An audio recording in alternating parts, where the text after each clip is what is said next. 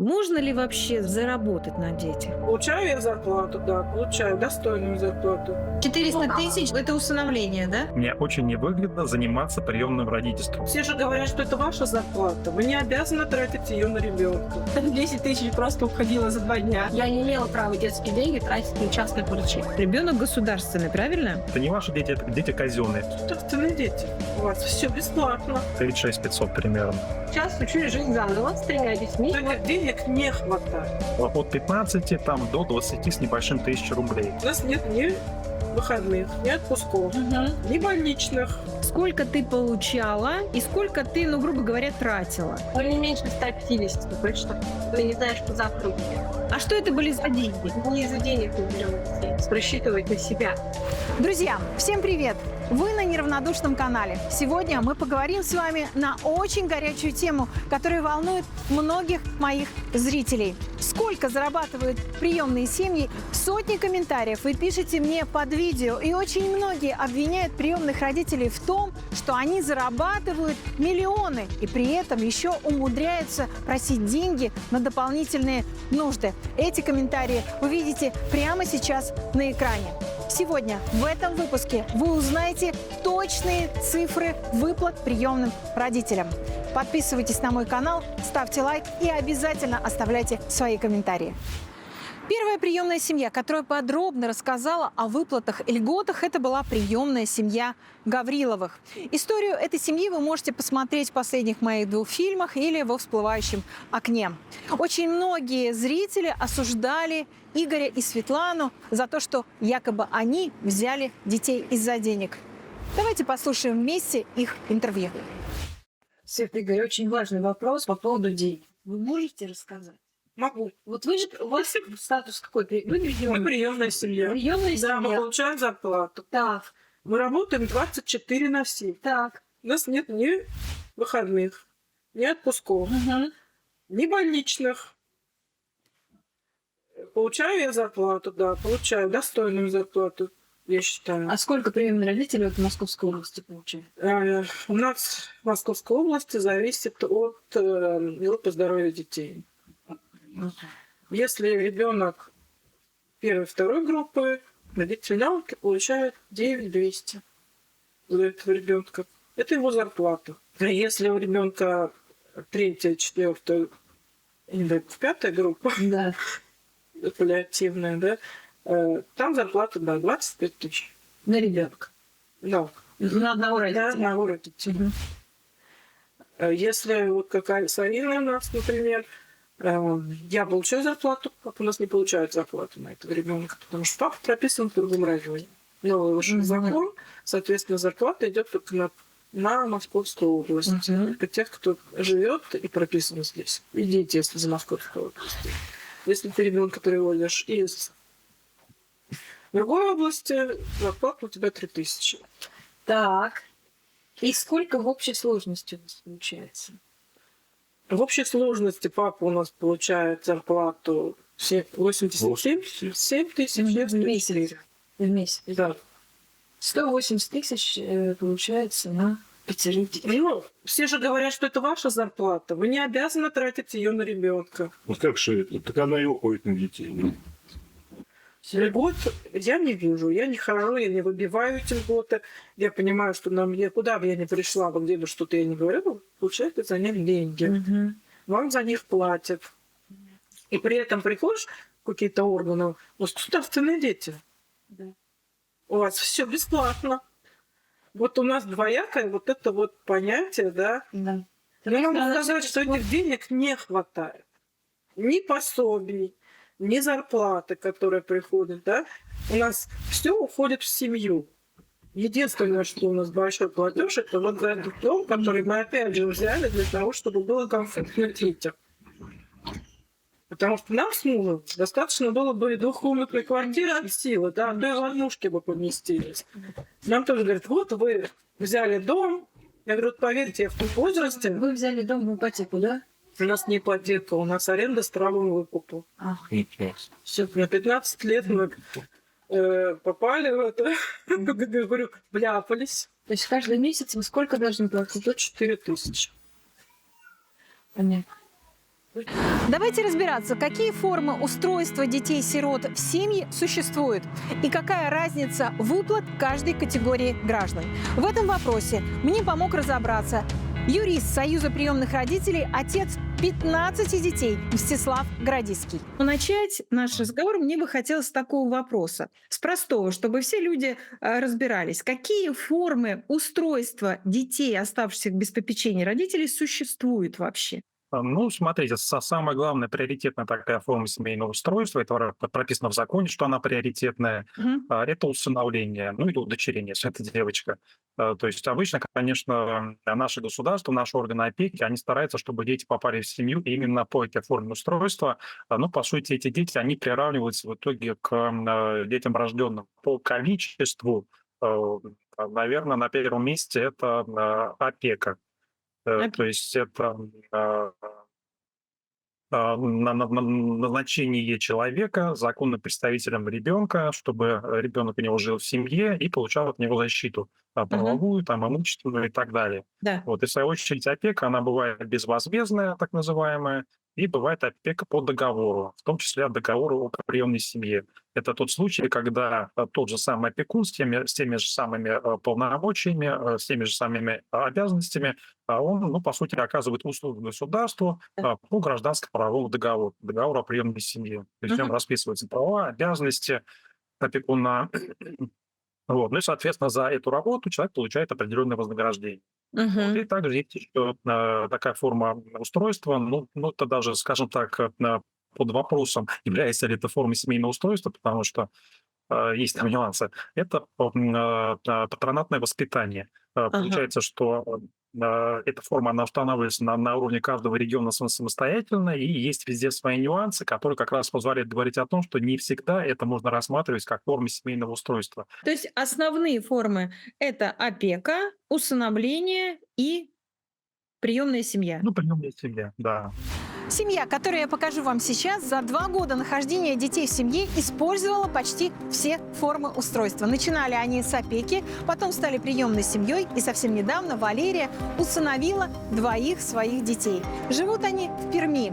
Валерия очень подробно рассказала о том, какие выплаты и льготы имеются у детей в регионах. Вот у меня Валерия. Я и правда многодетная мама, наверное, с необычной все-таки историей.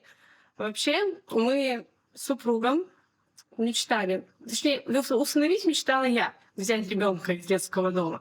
Но вышла замуж, супруг меня поддержал. Искали мы ребят 1,5 года. Искали 1 ребенка, но нашли 2. Точнее, нам опека предложила 2, мы решили брать. Вот. Но когда мы познакомились в детском доме с малышами, это были двойняшки. Кровные, на тот момент им было 1 год и 7. Мы на следующий день узнали, что мы, оказывается, в положении и беременны, в общем-то. Вот. Так мы и стали за буквально пару дней многодетной семьей. Если коротко, мы родили кровную дочку. В момент вот этого разгара адаптации у ребят, когда она шла, родили дочку. Дочка у нас родилась с пороком развития. Наложилось, наверное, все, и адаптация ребят, и оперативное лечение кровной дочери. Не выдержала в чем-то, он не выдержал в чем-то, я не выдержала. Ну, я подала на развод. Малышке было на тот момент 3 месяца, нас вот вывели из реанимации. Вот, развелась. Сейчас учу жить заново с 3 детьми. Сейчас я многодетная мать, которая осталась одна. Вот, наверное, как-то так. Когда ты взяла детей под безвозмездную опеку, да, сколько ты получала и сколько ты, ну, грубо говоря, тратила? Можешь примерно? Да, без проблем совершенно. На тот момент, это было вот 3 года назад, 2 с лишним, нет, 3. Получали мы в районе 10 тысяч с копейками на каждого ребенка. Вот. Это была безвозмездная опека. За эти деньги нужно было отчитываться как опекуну. Да. При этом отчеты были достаточно очень строгие. Туда не входило. То есть, предположим, частная медицина, это считался моим запросом, а не детским. Я не имела права детские деньги тратить на частных врачей. Вот как бы вот так. Так. Безвозмездная опека, это вот около 10-11. Сейчас чуть выше. Скажи, пожалуйста, ты единовременное пособие получала? Единовременная, да, 20 тысяч. 20 тысяч. 20 Мгм. Вот, при передаче ребенка в семью, Да, да. Мгм. при устройстве, как-то это так называется. Вот 20 тысяч мне выплатили. Но это двое детей. 20 на двоих, то есть 50. Мгм. Да. Вот. Потом, честно говоря, у нас пошли реабилитация у ребят. В бюджете, конечно же, нам никто ничего не давал, потому что дети у меня без инвалидности. Мне ее предлагали оформить, но я не стала этого делать. А почему? Потому что, естественно, ну, а смысл? Мне это не надо было. У меня однотипичные дети, которые просто пытались скинуть на инвалидов Мгм. Понятно. за счет депривации. То есть, по сути, это все были психологические проблемы. Да. Вот. Мы начали лечение, реабилитацию в частных центрах. Суммы там были, ну, совершенно не 10 тысяч в месяц. Там 10 тысяч просто уходило за 2 дня. За 2 дня. Реабилитация. А расскажи, вот Нет. сколько, вот, Лера, если помнишь, реабилитация в месяц на вот 2 детей, во сколько она тебе обходилась? Там, знаешь, по-разному. То есть у нас были дефектологи, нейропсихологи, у нас были сенсорные интеграции, терапевты. В среднем вот счет клиникам я выставила на одного ребенка 80 тысяч. Это 2 недели реабилитации на одного. 2 недели. Да, да. Ну это да, это классная клиника. Мы туда ходили. 1 месяц, честно, мы вытянули. Потом я уже сдалась. Потом как раз у нас заявилась мысль с мужем, с супругом на тот момент перейти на форму приемная семья. И реально, честно говоря, это были откровенно деньги. Ну, как бы мне так казалось. Да. А что это были за деньги? Сейчас расскажу. Цены на реабилитацию росли, и мне хотелось хоть чуть-чуть, ну хоть что-то, дайте, помогите, да, грубо говоря, их восстановить-то, ребят. Добавили нам 6 тысяч, как приемному родителю. Все. Вот разница. Безвозмездная приемная семья. Разница 5-6 тысяч. Вот так. Вот это да. То есть это считалось моей заработной платой. Вот. То есть вот около, что там получается. Мы получали 10-11 плюс 5, вот 15-16. Было так. 16 тысяч. А зарплата родителя? Вот, это 5-6 тысяч, это плюсом. И все. Да, да, да. На ребенка все те же деньги остаются. Да. Да. Очень часто вот обвинения в сторону московского региона. Говорят, в Москве выплаты очень высокие. Вот давайте все-таки конкретно поймем, какие выплаты в Москве и какие выплаты в регионе. Ну вы же наверняка знаете эти цифры. Ну да, по порядок цифр я, конечно, знаю. Дело в том, что цифры, они тоже меняются ежегодно. То есть есть какая-то базовая сумма, которая ежегодно индексируется с учетом роста индекса потребительских цен. Да. Ну, действительно, в Москве выплаты, они наиболее существенные, наиболее такие приятные для детей, для приемных родителей. Но вот если говорить, например, о средствах на содержание, ну, такого серьезного разграничения по регионам, наверное, нет. То есть везде это где-то от 15 там, до 20 с небольшим тысяч рублей на ребенка. Всегда, как правило, присутствует градация в зависимости от возраста ребенка, то есть на разные возрастные группы идет разная Мгм. ставка. То есть бывает, Да. что в одном регионе идет, ну, там 5-6 пунктов, 5-6 сумм в зависимости от возраста ребенка. То есть регионы 15-20, да, при значит, форме устройства опека примерно от 15 до 20 тысяч на ребенка получают. В Москве Да. какая сумма? Ну, в Москве все немножко попроще. Тут всего лишь 3 варианта ответа. Мгм. На детей в возрасте до 12 лет 21 873 рубля, ну, 22 тысячи, грубо говоря. М. От 12 до 18 лет тут 29 тысяч уже, то есть, ну, достаточно такая приличная сумма. Мгм. И если ребенок инвалид, то это 36 тысяч с половиной, ну, 36 500 примерно. В Ну, Москве. вот таким вот образом. Да, это в А в Москве. регионах, Я- вот, а в регионах, если ребенок с инвалидностью, то там какая сумма? Там тоже, как правило, повышенные выплаты, но чаще, там, знаете, там бывает, что это имеет значение не при выплате средств на содержание ребенка, а при выплате вознаграждения приемному родителю, М. вне зависимости от состояния здоровья ребенка. В какой момент ты решила детей усыновить, Лер? Усыновились мы, когда я поняла, что бегать с кучей документов, вот эти отчеты, не отчеты, я уже не тянула. Особенно мы уже начинали разводиться, уже было понятно, что жить вместе с супругом мы не сможем. Я оставалась одна с детьми, с ипотекой и прочими нюансами. И тут еще побегай по опеке докажи. Мгм. Супругом усыновили их вместе перед разводом, можно сказать так. Вот. И сейчас они не приравниваются к кровным детям, но, естественно, выплат никаких нет. И больше скажу, нам даже пособие из-за усыновления, пособие на кровного, получается, ребенка нам не дают. Почему? Нет. Потому что была единоразовая выплата за усыновление. За сиблингов у нас в регионе это порядка 400 тысяч. Ну, немножко 4 около. тысяч за это усыновление, да? Да, это усыновление. Единоразовое пособие. Мгм. Да. Нам его перевели. Я эти финансы положила на счет, Так. чтобы у меня была какая-то подушка безопасности, и на деньги, которые я получала как пособие, скажем так, я реабилитировала ребят, которые я зарабатываю, да, а вот так финансовая подушка, она у меня лежала. На случай всякое бывает.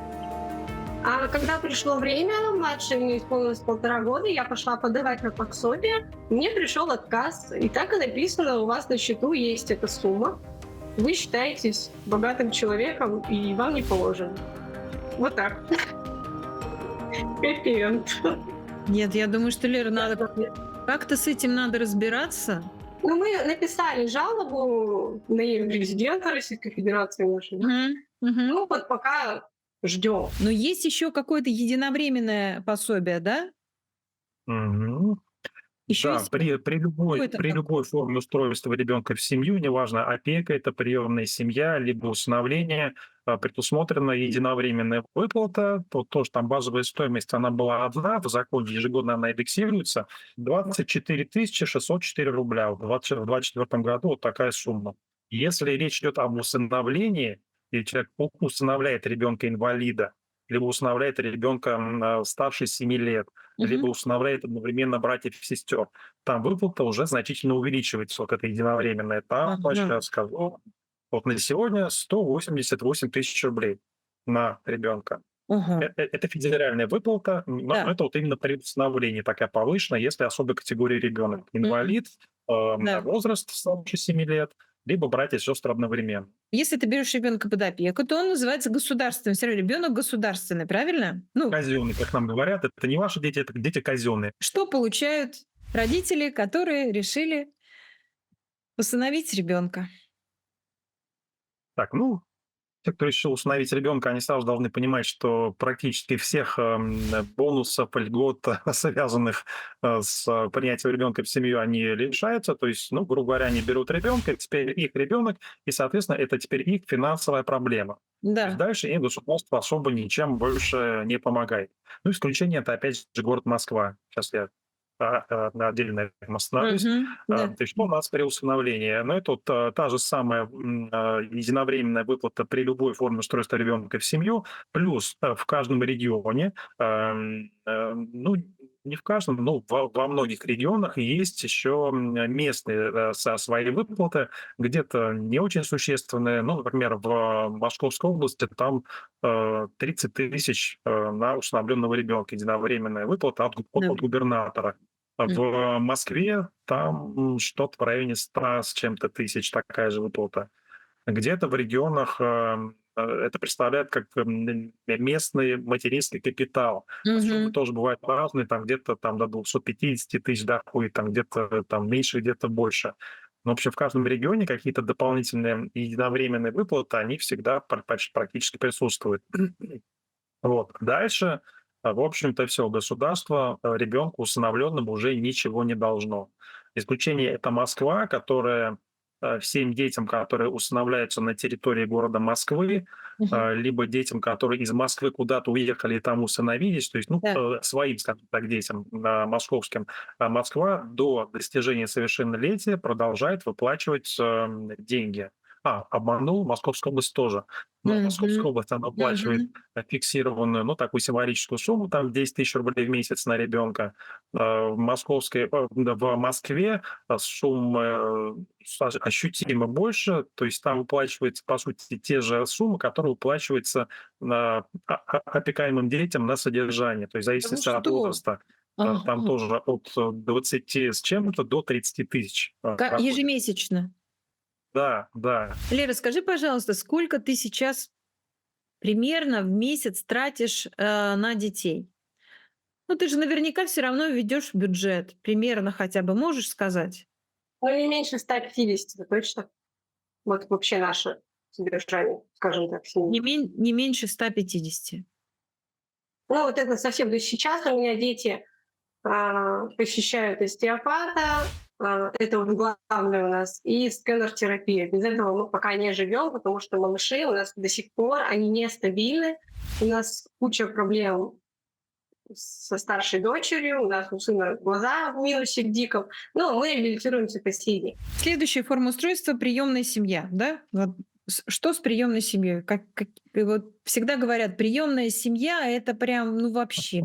При приемной семье у нас, естественно, сохраняются те же выплаты на содержание детей в каждом М, регионе свои. То есть, ну, то, о чем я говорил, в Москве там достаточно серьезно. Ну, в принципе, в большинстве регионов они на сегодняшний день более-менее соответствуют уровню прожиточного минимума. мгм. То есть, в принципе, это та цель, которая изначально закладывалась, чтобы на эти деньги возможно было ребенка одеть, обуть, как-то там Да. коммунальные платежи оплачивать и так далее.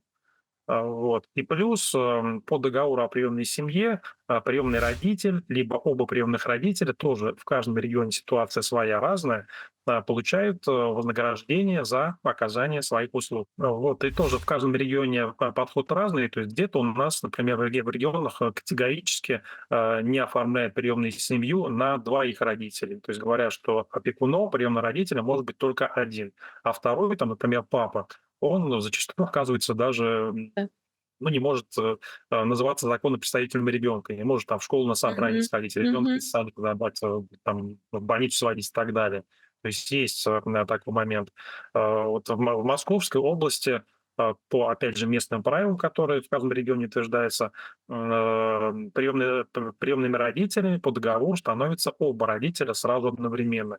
И каждый из Мгм. родителей получает вознаграждение. В Москве, в той же, да, в которой все так прекрасно, там по общему правилу вознаграждение получает один родитель, и только если в семье трое приемных детей и больше, тогда уже оба родителя получают вознаграждение приемного родителя. Ну, там и суммы, конечно, ну, самые приятные по всей стране, скажем так. Мгм. Вот. Ну и опять же сохраняются ежегодные выплаты там, ну, материальная помощь, так называемая, помощь в организации летнего отдыха и так далее. Разного Вячеслав, то рода есть, получается, компенсации. приемный родитель получает зарплату, правильно? Да, с которой идут отчисления в пенсионный фонд, с которого удерживается НДФЛ. То есть это абсолютно официальный доход, и приемные родители по договору о приемной семье с точки зрения занятости считаются людьми занятыми. Они Мгм. не безработные. У них Да. идет стаж, соответственно, пенсионный. Прекрасно. То есть получает зарплату. В среднем, вы сказали, в Москве какая сумма? Так, размер, так, 20 тысяч на ребенка, ну, на обычного здорового, Да, 35 600 на ребенка инвалида. на ребенка инвалида. Идет, там, кстати, Да. тоже есть определенное отличие у опекунов и у приемных родителей. То есть, например, опекуны, которые не получают вознаграждение, они получают большую компенсацию за жилищно-коммунальные услуги, а приемные родители получают ее меньше. Там компенсация за телефон тоже. Опекуны безвозмездные там имеют на нее право, приемный родитель нет. И так, ну, на самом деле, достаточно во многих моментах. То есть тот набор льгот и компенсаций, который есть у опекунов, которые безвозмездно это делают, Да. он отсутствует у приемных родителей. Там право на досрочную пенсию опекунов ребенка-инвалида, например. У Мгм. опекунов есть, у приемных родителей нет. Право уйти в отпуск по уходу за ребенком тоже Мгм. у опекунов такое право имеется, там до 3 лет сохранить с собой рабочее место, у приемных родителей нет. Поэтому, когда люди принимают решение о выборе той или иной формы семейного устройства, вот как раз тот момент, когда люди берут маленького ребенка, например, там, до 3 лет, им необходимо сохранить место работы, работать они не могут, надо с ребенком сидеть. Да. И, как правило, выбирают форму именно опеку, чтобы иметь возможность уйти в отпуск по уходу за ребенком, а потом уже, может быть, смотреть вопрос о приемной семье. То есть тут каждый смотрит для себя. Приемная с синдромом Дауна. О них я рассказывала 3 года назад в программе «Я хочу ребенка» на телеканале «Спас». Давайте послушаем, какие расходы в такой большой семье. Как прокормить, ребят, 11 детей? Работать Ну много. да.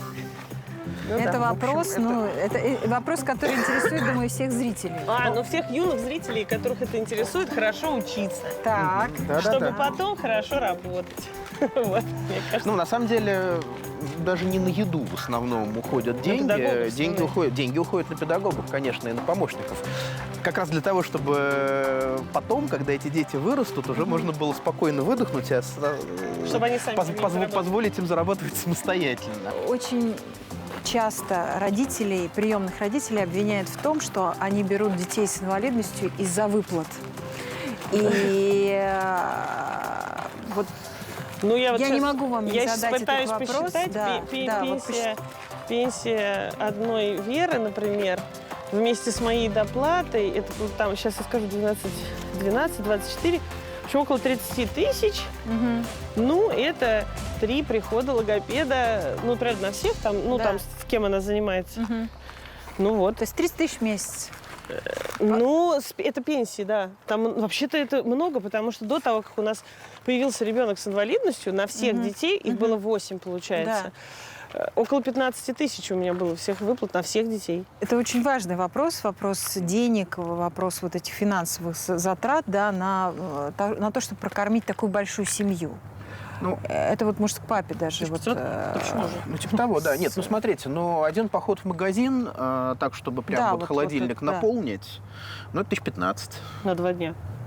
Ну, не на 2, конечно. вот это Нет. Но да. некоторые вещи Нет, уходят за 2 дня. Вы очень богатые люди. Ну, если бы я иногда думаю, что если бы у нас не было детей, наверное, да, у нас был бы и домик, и поездочки. Нет, серьезно, машинки конечно, почаще бы меняли. Да. можно было бы гораздо больше тратить на всякие ништяки. Мгм. Вот, ну так, на педагогов, вот на все 200 я про бы все, да, считала. где-то 200 в месяц уходит, 1000. Кроме основных расходов на продовольствие, педагогов и лечебные массажи, Анна и Сергей платят за обучение свое и детей. И это тоже немалая сумма. Мне интересно, а кем вы работаете? Давай расскажи. Понятно, что вы работаете родителями, это самая главная ваша профессия. Я работаю, я преподаю в дошкольном отделении в школе, в новой школе. Педагог дошкольного образования. Математику Вы хотите сказать, вы окружающий мир. сейчас работаете еще? Я работаю. Я всегда работала. Вообще всегда работала. Ну, Как это так? То есть вы рожали детей и параллельно работали? Я брала с собой детей на работу. Яшу я брала с собой, когда он был маленький. Ага, И потом я работала частно, ну, как вот репетитор. ага, да-да. И я брала с собой некоторых новорожденных детей. И Белла вообще весь год ходила к нам. Со мной ходила весь год на работу. Я архитектор. У меня сейчас свое бюро. Раньше я работал на другие бюро. И я тоже брал детей на работу с собой. Вот. У вас какая форма устройства? У нас есть усыновление, у нас есть детки усыновленные и есть детки в приемной семье.